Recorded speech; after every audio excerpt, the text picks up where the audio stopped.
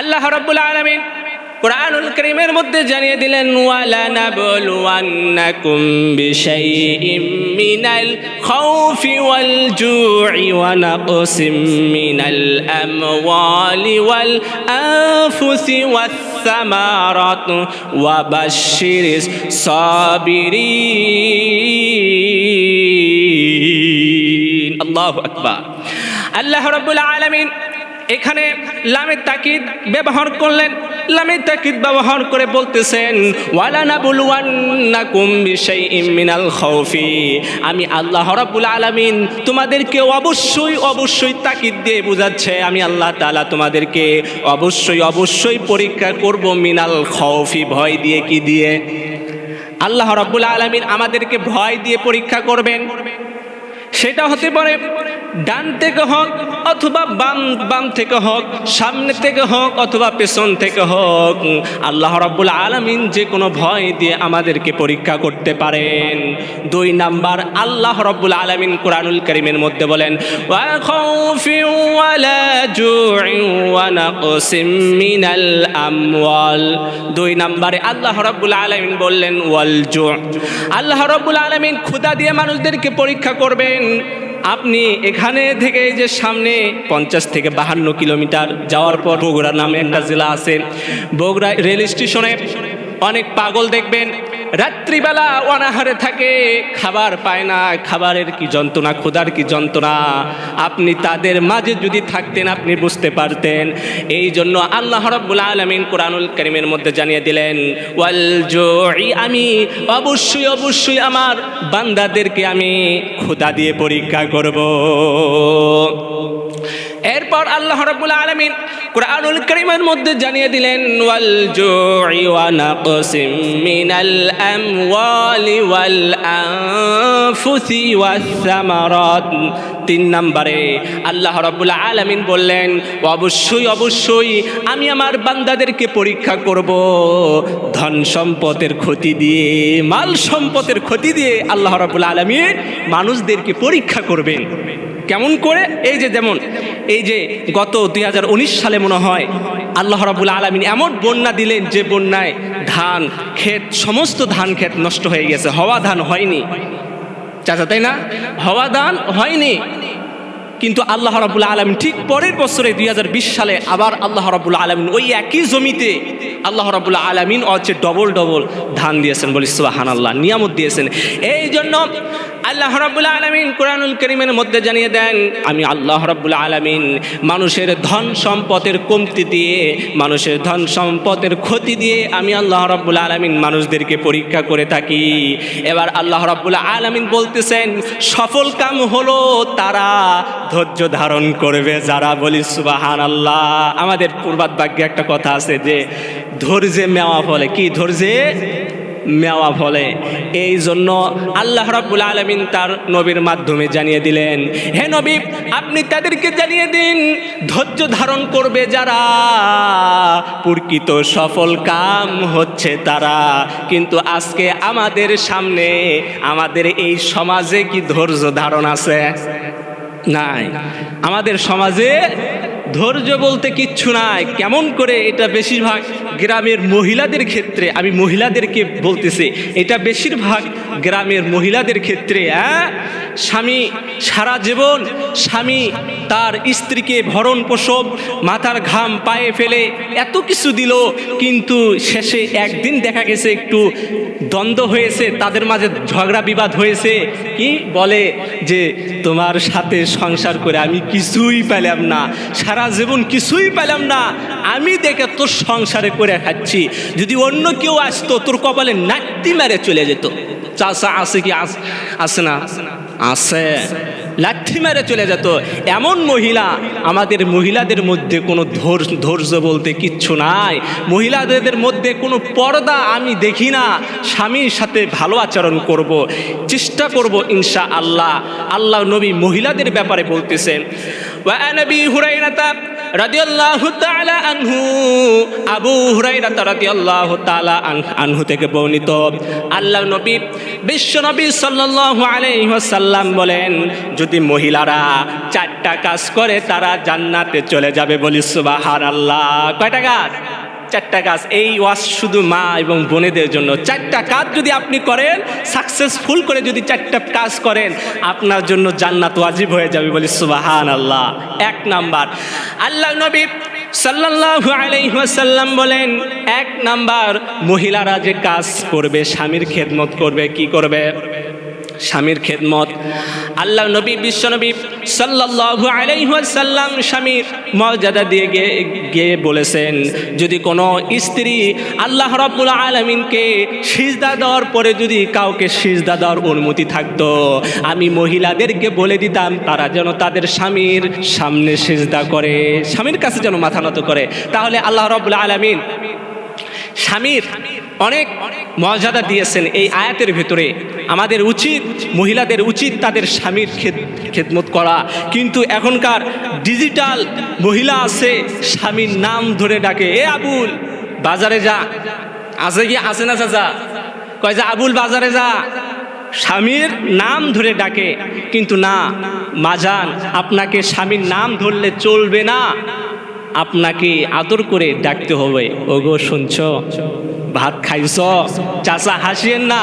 যদি আজকে বাড়িতে গিয়ে যদি এই কথা বলতে পারেন, ওগো শুনছ, ভাত খাইছ, আসো না বসি, দুইজনে একটু গল্প করি, দেখবেন যে আল্লাহ তাআলা অটোমেটিকলি আপনাদের ওই সংসারে আল্লাহ রাব্বুল আলামিন বরকত দিয়ে দিবেন। বলি সুবহানাল্লাহ। আজকে আমরা যখন বাড়িতে ঢুকবো, বাড়িতে গিয়ে সালাম দেবো, আসসালামু আলাইকুম, বিবিজান কেমন আছেন? হ্যাঁ, আপনার বিবি আজকে মনে মনে করবে যে আজকে আমার স্বামীটা মনে হয় হেদায়েত পাইছে, শয়তান থেকে মনে হয় দূরে চলে গেছে, আজকে স্বামীটা হেদায়েত পাইছে। আপনার স্ত্রীও আপনাকে ভালোবাসবে ইনশাআল্লাহ। আজকে আপনি এই মাহফিল থেকে উঠে আপনার স্ত্রীকে সালাম দিবেন এবং আপনার স্ত্রীকে আদর করবেন, দেখবেন যে আপনার অটোমেটিকলি আপনার সাথে মহাব্বত বৃদ্ধি করে নেবে কে?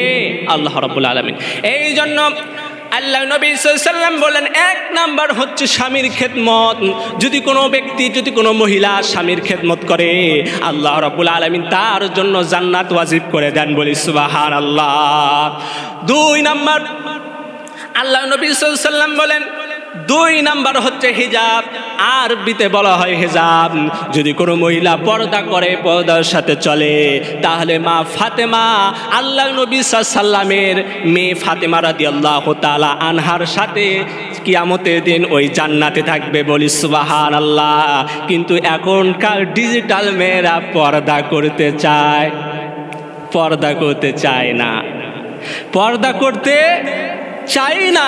আল্লাহ রাব্বুল আলামিন কুরআনুল কারীমের মধ্যে জানিয়ে দিলেন, ওয়াকরনা ফি বুয়ুতিকুন্না ওয়ালা তাবাররাজনা তাবাররুজাল জাহিলিয়াতিল উলা।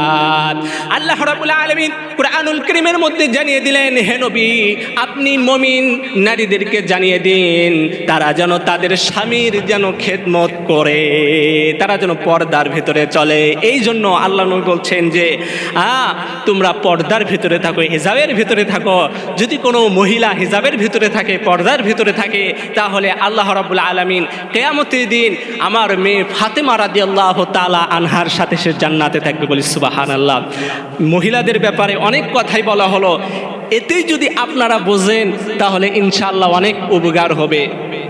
এবার দেখুন, আল্লাহ নবী সাল্লাল্লাহু আলাইহি ওয়াসাল্লাম যখন ইসলাম প্রচার করতে থাকেন, ইসলাম প্রচার করতে করতে আল্লাহ নবী সাল্লাল্লাহু আলাইহি ওয়াসাল্লামের উপর যখন নবুয়ত লাভ হয়, আল্লাহ নবী সাল্লাল্লাহু আলাইহি ওয়াসাল্লাম যখন ইসলাম প্রচার করতে থাকেন, করতে করতে করতে করতে অনেক মানুষ বাধা দেয়, আবু জাহেল বাধা দেয় বা সাইবা বাধা দেয়, কিন্তু আল্লাহ নবী সাল্লাল্লাহু আলাইহি ওয়াসাল্লাম এই কোরআনের কথা বন্ধ করছেন।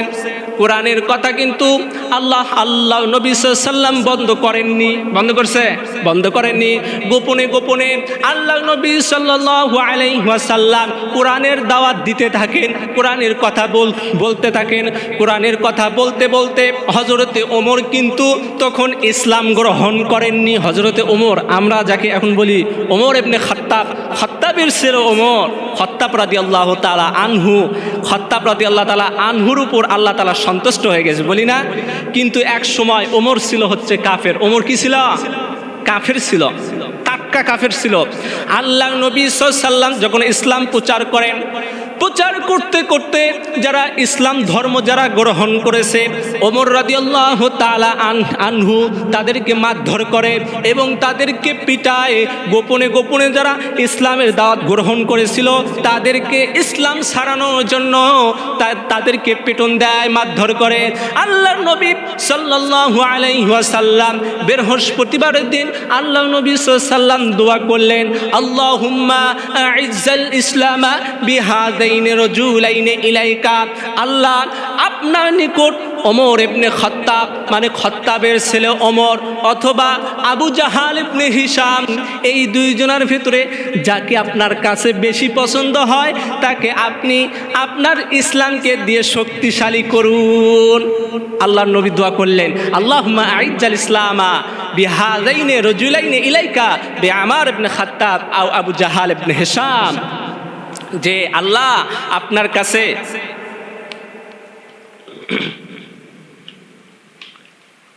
আল্লাহ আপনার কাছে ওমর ইবনে খাত্তাব অথবা আবু জাহেল ইবনে হিশাম, এই দুইজনের ভেতরে যাকে আপনার কাছে সবচেয়ে বেশি পছন্দ হয় আপনি তাকে দিয়ে আপনার ইসলামকে মজবুত করুন। আল্লাহ নবী দোয়া করার সাথে সাথে আল্লাহ রাব্বুল আলামিন দোয়াটা কবুল করে নিলেন, বলি সুবহানাল্লাহ। আল্লাহ নবী সাল্লাল্লাহু আলাইহি ওয়াসাল্লাম এই দোয়া করার সঙ্গে সঙ্গে আল্লাহ রাব্বুল আলামিনের কাছে দোয়াটা কবুল করলেন কে? আল্লাহ রাব্বুল আলামিন দোয়া কবুল করলেন। পরের দিন এশার সময় আল্লাহ নবী সাল্লাল্লাহু আলাইহি ওয়াসাল্লাম বাইতুল মুকাদ্দাসে নামাজ আদায় করতেছিলেন, এশার সালাত আদায় করতেছিলেন। এশার সালাত আদায় করতে করতে এমন তো সময় ওমর রাদিয়াল্লাহু তাআলা আনহু বাড়ির সামনে হাঁটাহাঁটি করতেছেন। ওমর রাদিয়াল্লাহু তাআলা আনহু হাঁটতে হাঁটতে হাঁটতে হাঁটতে ওই যে মসজিদে নববীর দিকে চলে গেলেন। মসজিদে নববীতে যাওয়ার পর ওমর রাদিয়াল্লাহু তাআলা আনহু দেখলেন যে আল্লাহ নবী সাল্লাল্লাহু আলাইহি ওয়াসাল্লাম এশার সালাত আদায় করতেছেন, এশার নামাজ আদায় করতেছেন। আল্লাহ এটা ওমর রাদিয়াল্লাহু তাআলা আনহু যখন দেখলেন, দেখার পর আল্লাহ নবী সাল্লাল্লাহু আলাইহি ওয়াসাল্লাম নামাজের সময় দোয়া করতেছেন যে সূরা ফাতিহার পর কি অন্য সূরা মিলাল লাগে না? লাগে। আল্লাহ নবী সূরা ফাতিহা বলার পর আল্লাহ নবী তেলাওয়াত করলেন, ইন্নাহু লাকাউলু রাসূলিন কারীম ওয়া মা হুয়া বিকাউলি শাইরিন ক্বালিলাম মা তুমিনুন। আল্লাহু আকবার। আল্লাহ নবী যখন তেলাওয়াত করলেন যে ইন্নাহু লাকাউলু রাসূলিন কারীম ওয়া মা হুয়া বিকাউলি শাইরিন ক্বালিলাম মা তুমিনুন, এইটা কোনো গণকের কথা নয়, এইটা কোনো কবির কোনো কথা নয়। এবার ওমর রাদিয়াল্লাহু তাআলা আনহু আবার অবাক হলেন, কি ব্যাপার? আমি মনে মনে বললাম মুহাম্মদ মনে হয় কবি, মোহাম্মদ হচ্ছে পাগল। আমার মনের কথা মোহাম্মদ কেমনে জানলো? যে আমি যে মনে মনে বললাম মোহাম্মদ মনে হয় কবি, কিন্তু মোহাম্মদ জেনে গেল।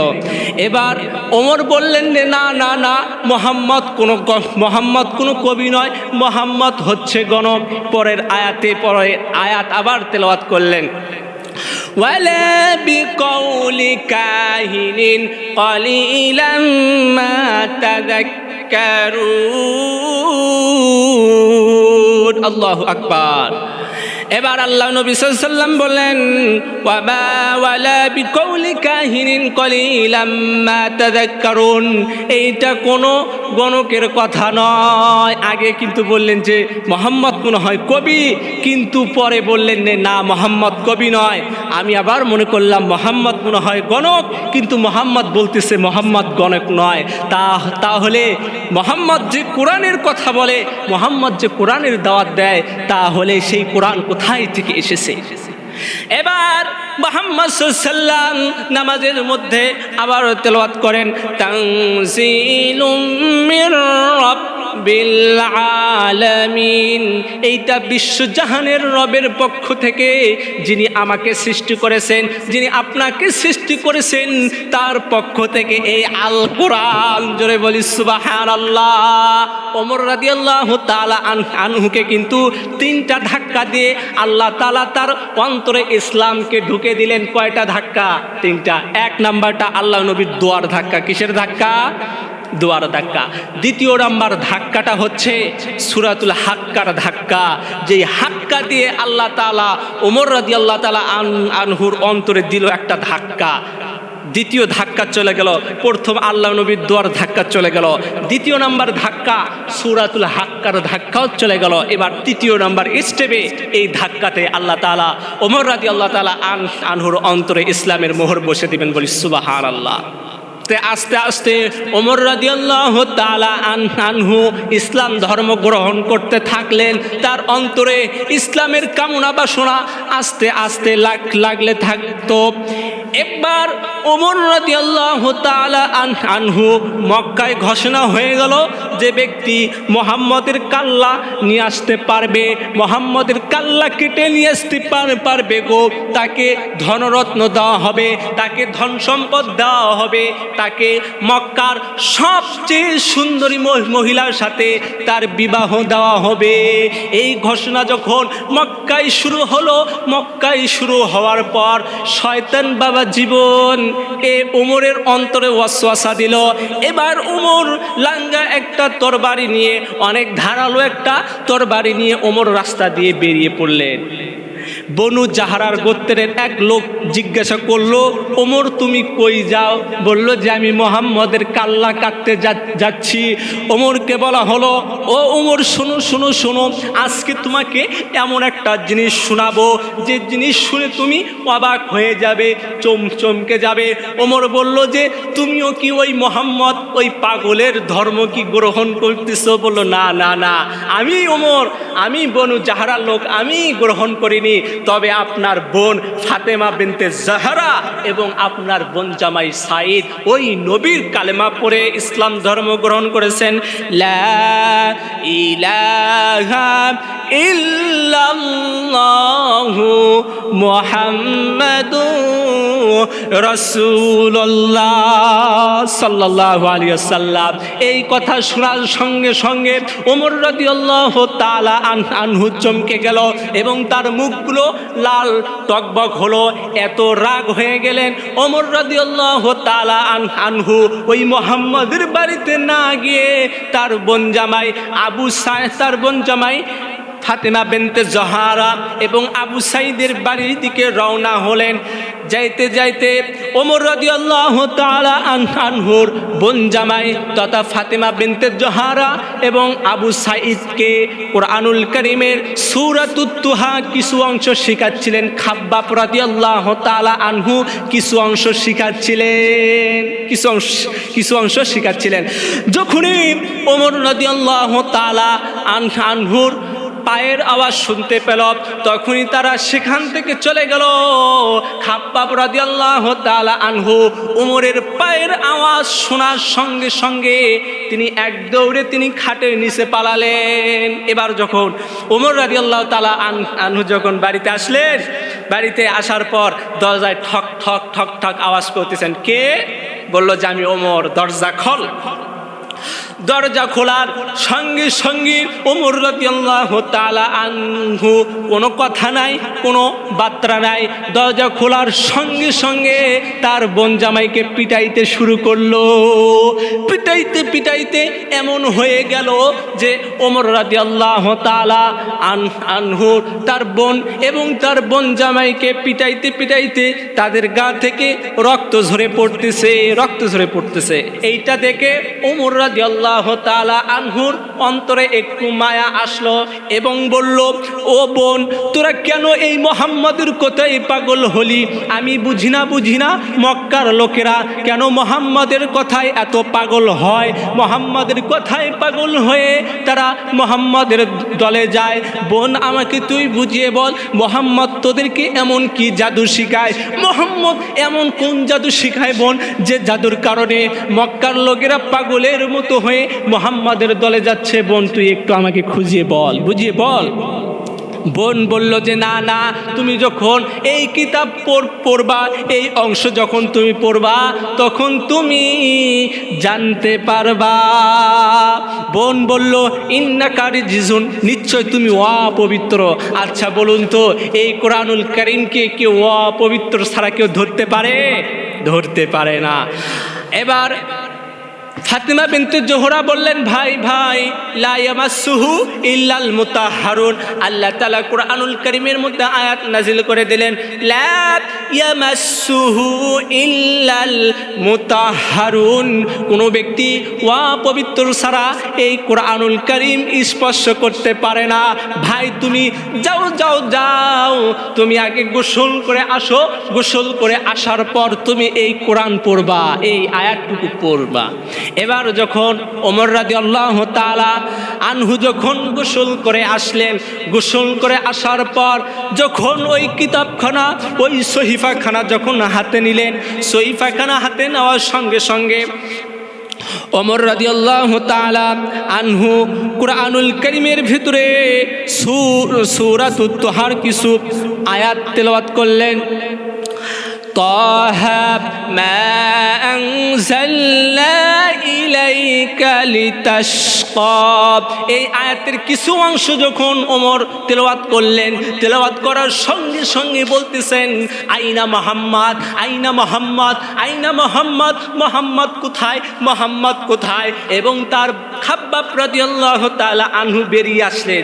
বেরিয়ে আসার পর এবার আবু সাইদ মানে ওমর রাদিয়াল্লাহু তাআলা আনহুর কি জামাই বলতেছেন, আমি গত রাতে মুহাম্মদ সাল্লাল্লাহু আলাইহি ওয়াসাল্লাম দোয়া করতেছিলেন, আল্লাহুম্মা আইজ্জাল ইসলামা বিহাদাইনি রাজুলাইনি ইলাইকা বিআমার ইবনে খাত্তাব আও আবু জাহাল ইবনে হিশাম।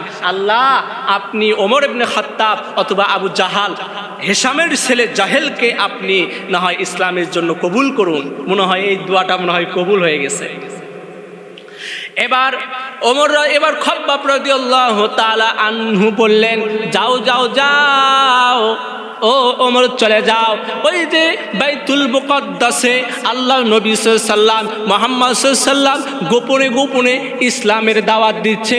তুমি যদি মুহাম্মদকে পেতে চাও তাহলে তুমি তাড়াতাড়ি যাও, দারুল আরকামে চলে যাও।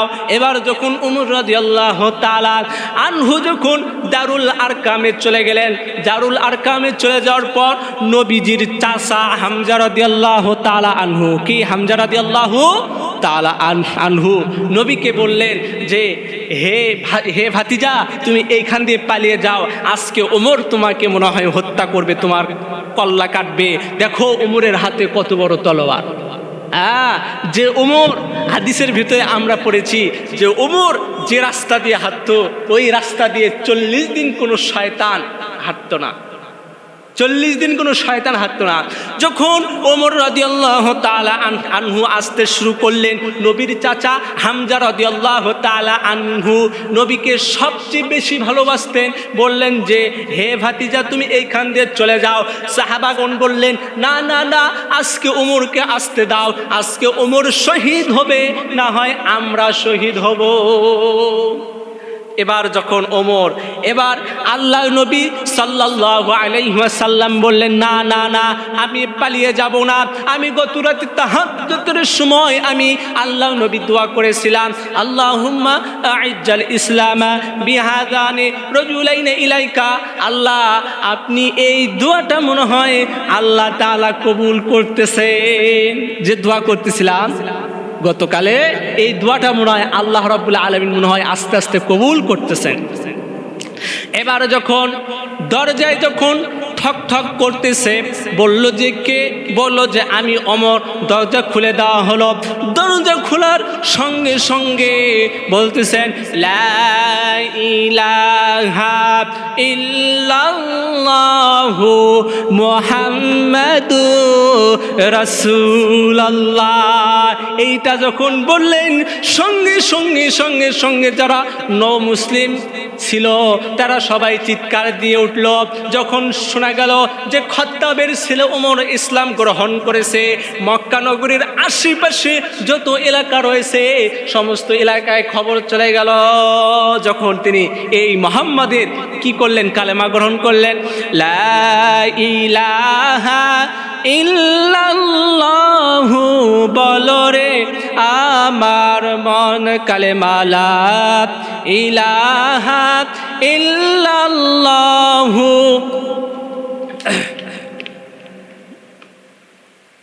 হাসরের মাঠে বুঝিতে পারিবে মন, হাসরের মাঠে বুঝিতে পারিবে মন, লা ইলাহা কালেমার কত গুণ, লা ইলাহা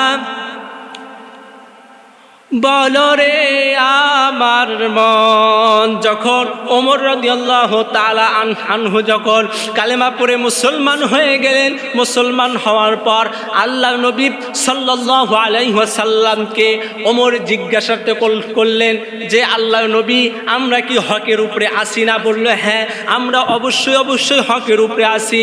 আল্লাহ নবীকে জিজ্ঞাসিত করা হলো, আল্লাহ নবী এই যে কোরআন কি দেখতেছেন, আমাদের এই কোরআন কি সত্য নয়? আল্লাহ নবী বললেন, হ্যাঁ অবশ্যই সত্য।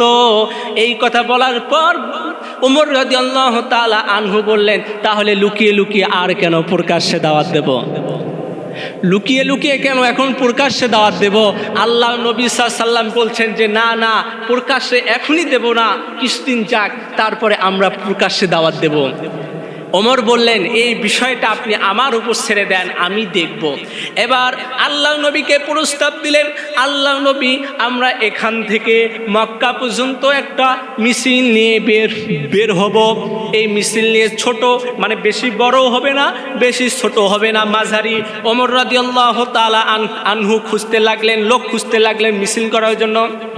খুঁজতে খুঁজতে খুঁজতে খুঁজতে 11 জন লোক পাইলেন মিছিল করার জন্য। তাও সেটা নব মুসলিম পাইলেন 11 জন। পাওয়ার পর প্রথম সারিতে করলেন 6 জন এবং পরের সারিতে করলেন 5 জন। প্রথম সারিতে ওমর রাদিয়াল্লাহু তাআলা আনহু নেতৃত্ব দিলেন, বলি সুবহানাল্লাহ।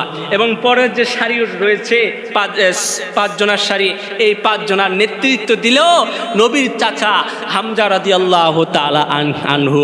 এইবার যখন মিছিল নিয়ে যায়, রাস্তা দিয়ে মিছিল নিয়ে যায়, আবু জাহেল বলে, আমাদের হুকুম ছাড়া আজকে কে মিছিল নিয়ে যাচ্ছে? আমাদের হুকুমতে কেউ তো নেয়নি। যখন আবু জাহেল যখন বেরিয়ে আসলো, বেরিয়ে আসার পর যেই দেখলো যে ওমর এক দৌড়ে ঘরে পালালো। এবারে যখন উতবা আসলো, উতবা বলতেছে, আমাদের হুকুম ছাড়া, আমাদের পারমিশন ছাড়া কে আছে? কার এত বড় সাহস যে আমাদের পারমিশন ছাড়া মিছিল মিটিং করে? যখন উতবা যখন বের হলো, বের হয়ে যখন দেখে ওমর, তখন এক দৌড়ে পালিয়ে গেলেন। এবার যখন সাহেবা আসে, উতবা সাহেবা যখন আসে, যখন দেখে যে মিছিলের শুরুতেই ওমর, তখন তারা পালিয়ে যায়। তার মানে এরপর ওমর রাদিয়াল্লাহু তাআলা আনহু অবশেষে মক্কাতে গেলেন, মক্কাতে চলে গেলেন মিছিল নিয়ে। মক্কাতে যাওয়ার পর এক পাহাড়ে উঠলেন। এক পাহাড়ে ওঠার পর ওমর রাদিয়াল্লাহু তাআলা আনহু ভাষণ দিলেন যে কে আসো তার স্ত্রীকে বেদবা বানাতে চাও, তাহলে আমি ওমরের সাথে দেখা করো। কে আসো তার সন্তানগুলোকে এতিম বানাতে চাও, তাহলে আমি ওমরের সাথে তুমি দেখা করো। কে আসো তার মাকে সন্তান হারা করতে চাও, তাহলে আমি ওমরের সাথে তুমি দেখা করো। এই উপত্যকায় দেখা করো, তোমার সাথে খেলা হবে। কি হবে? খেলা হবে। দেখা গেল যে কেউ আসলো না। এই রকম করে আল্লাহ রাব্বুল আলামিন যুগে যুগে আল্লাহ রাব্বুল আলামিন ইসলামের প্রচার করবেন। এই ইসলাম কোনোদিন বন্ধ থাকবে না, ইসলাম চলতেই থাকবে, ইসলাম চলতেই থাকবে। যারা ইসলামের বাধা দেয়, আজকে যারা এই কোরআনের কথা বলতে গিয়ে যারা বাধা দেয়, আজকে যারা এই হাদিসের কথা বলতে যারা বাধা দেয়, আজকে যারা হক কথা বলতে যারা বাধা দেয়, তারা একদিন ধ্বংস হয়ে যাবে ইনশাআল্লাহু তাআলা।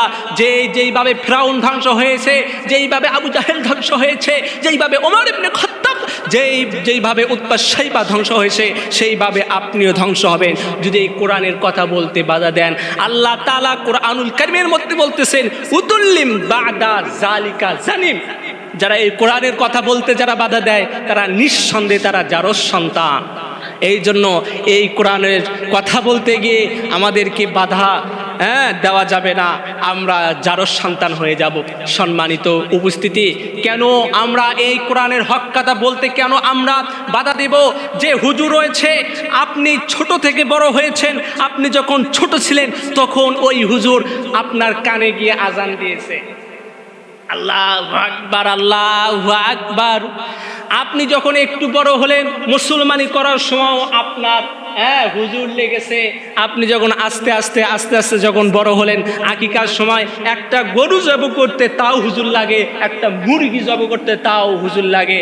আপনার বিবাহ, আপনার বাবার বিবাহ, আপনার বাবার বিবাহ হুজুর পড়িয়ে থাকে, আর সেই হুজুরের বিরুদ্ধে দেখা যায় থানায় গিয়ে মামলা করে। আছে কি? আছে না?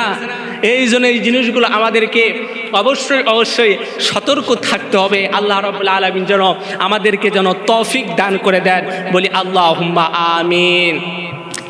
আল্লাহ রাব্বুল আলামিন কুরআনুল কারীমের মধ্যে আল্লাহ রাব্বুল আলামিন জানিয়ে দিলেন, ইদ ক্বালা লুকমানুল লিইবনিহি ওয়া হুয়া ইয়াউযুহু ইয়া বুনাইয়া লা তুশরিক বিল্লাহ ইন্নাশ শিরকা লাযুলমুন আযীম। আল্লাহু আকবার। আল্লাহ রাব্বুল আলামিন কুরআনুল কারীমের মধ্যে জানিয়ে দিলেন, ইদ ক্বালা লুকমানুন, যখন লোকমান তার ছেলেকে বললেন, ইয়া বুনাইয়া, ওহে আমার সন্তান, ওহে আমার পুত্র, লা তুশরিক বিল্লাহ, আর তুমি আল্লাহর সাথে কখনো কাউকে শিরিক স্থাপন করবা না। নিশ্চয় শিরিক হচ্ছে সবচেয়ে জঘন্যতম কাজ। লোকমান হাকিমকে কি আমরা চিনি? অনেকেই চিনি, অনেকেই আবার চিনি না। লোকমান হাকিম আল্লাহ তাআলার খুব কাছের একজন প্রিয় আবেদ ছিল, খুব কাছের একজন প্রিয় বান্দা ছিল লোকমান হাকিম। লোকমান হাকিম তার এই ছোট্ট ছেলে, কত আর বয়স হবে? 6 থেকে 7 বছর বয়স। এই 6 থেকে 7 বছর বয়স এইটুকু ছেলে, যেটুকু এখনো বালেগ হয়নি, এইটুকু ছেলেকে লোকমান হাকিম উপদেশ দিচ্ছেন, বাবা তুমি আল্লাহর সাথে কখনো কাউকে শিরিক স্থাপন করবা না বাবা। বাবা তুমি কখনো মেয়েদের ফাঁদে পড়বা না বাবা।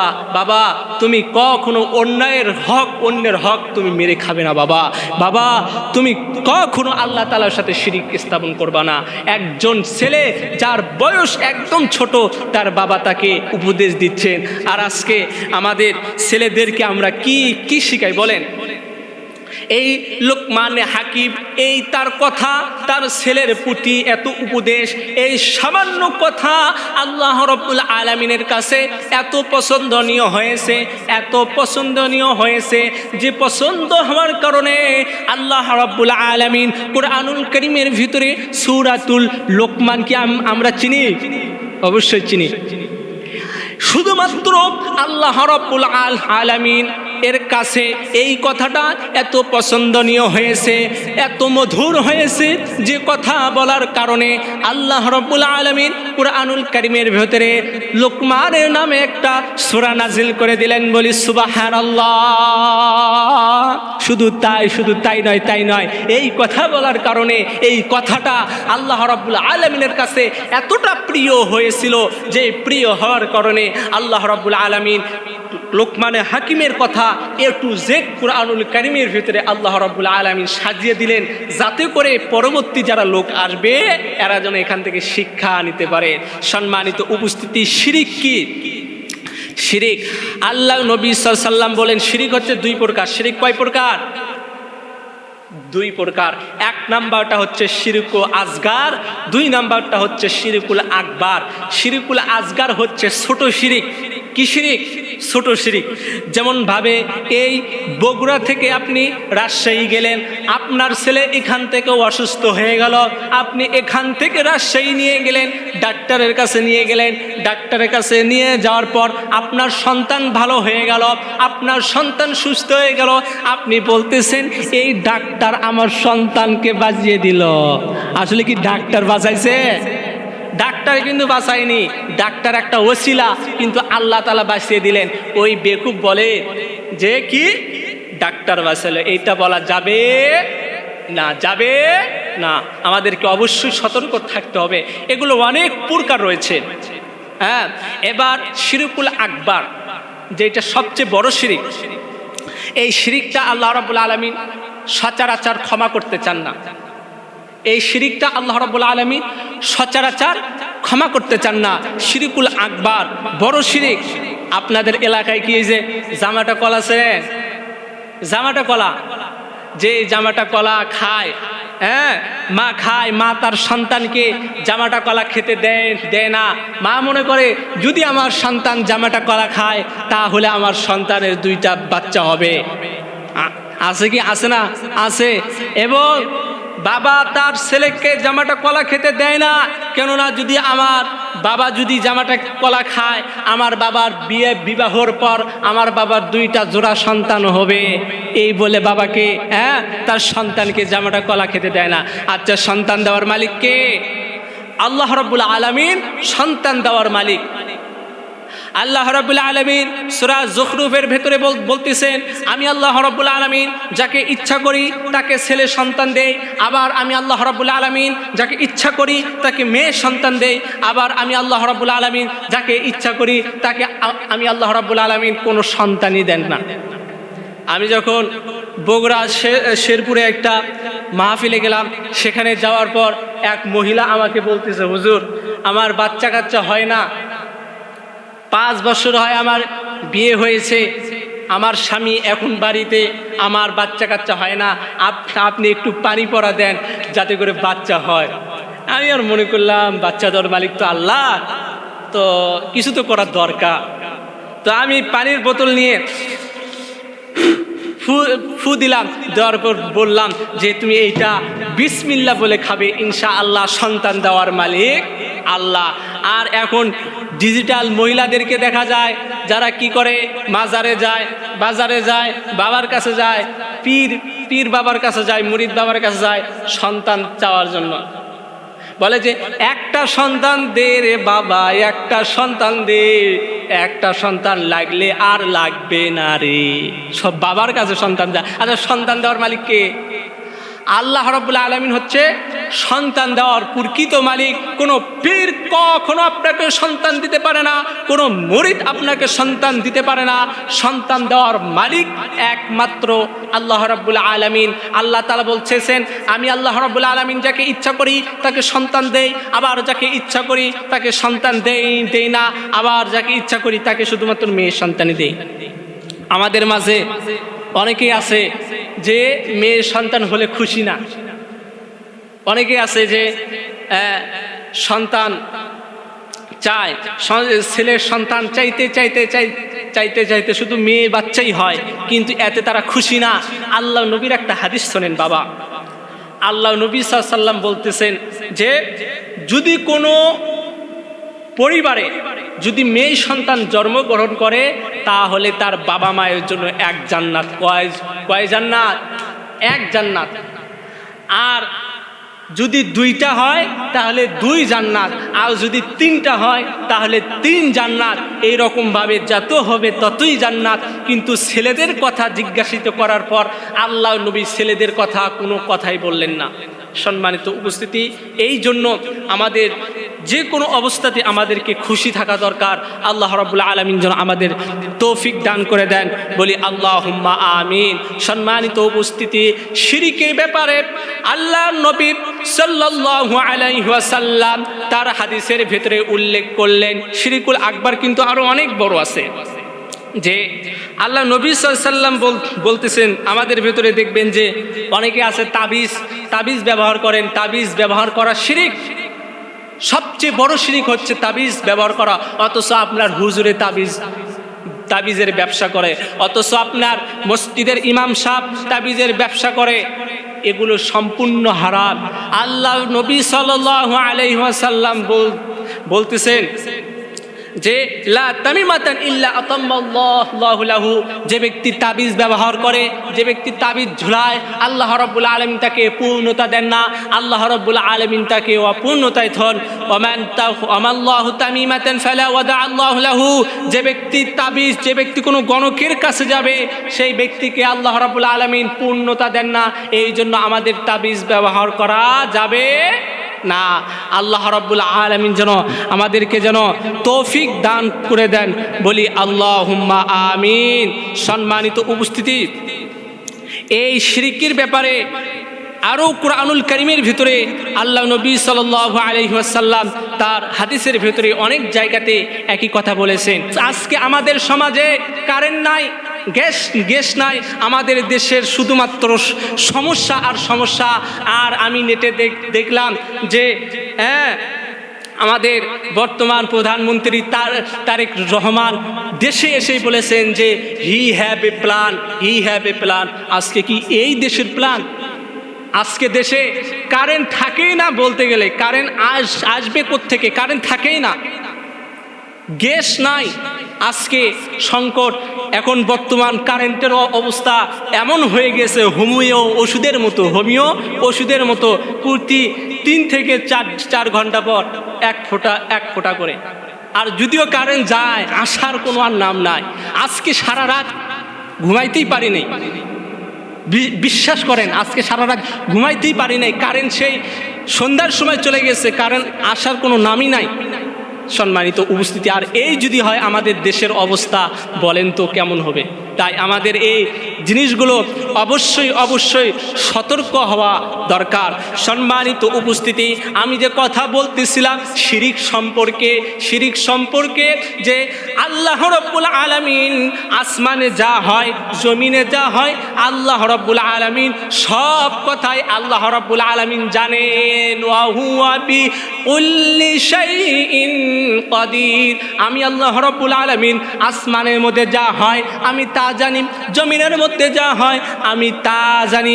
আমার উস্তাদ বুখারীর ক্লাস করার সময় একটা কথা বলেছিলেন যে আমাদের ওস্তাদজি রাজশাহীতে যখন ছিলেন তখন এই যে চাপাই নবাবগঞ্জে ভাই পাশে আবু তাহের বর্ধমানী সাহেব এসেছিলেন। তো আমাদের হুজুর তো একটা রাস্তার পাশে লক্ষ্য করে দেখলেন যে একজন পীর বাবা, মাথায় এলোমেলো চুল, সে বলতেছে যে আসমানে কি হয় আমি সব জানি, এবং জমিনে কি হয় আমি সব জানি, আমি সব কিছুই জানি। আমাদের হুজুর আবুল কালাম হুজুর তিনি মনে মনে হাসে আর বলে, কত বোকা মানুষ। আর একজন ভদ্রলোক, ওই ভদ্রলোক গিয়ে তার হাত দেখে বলতেছেন, আচ্ছা দেখো দেখি আমার ভবিষ্যৎটা কি, দেখো আমার ভবিষ্যৎটা কি, ভবিষ্যৎ বলে দিচ্ছে। তো এমন সময় আবু তাহের বর্ধমানী হুজুর এসে বলতেছেন, আচ্ছা তুমি তো আসমানের খবর জানো, জমিনের খবর জানো, সব খবরই তুমি জানো।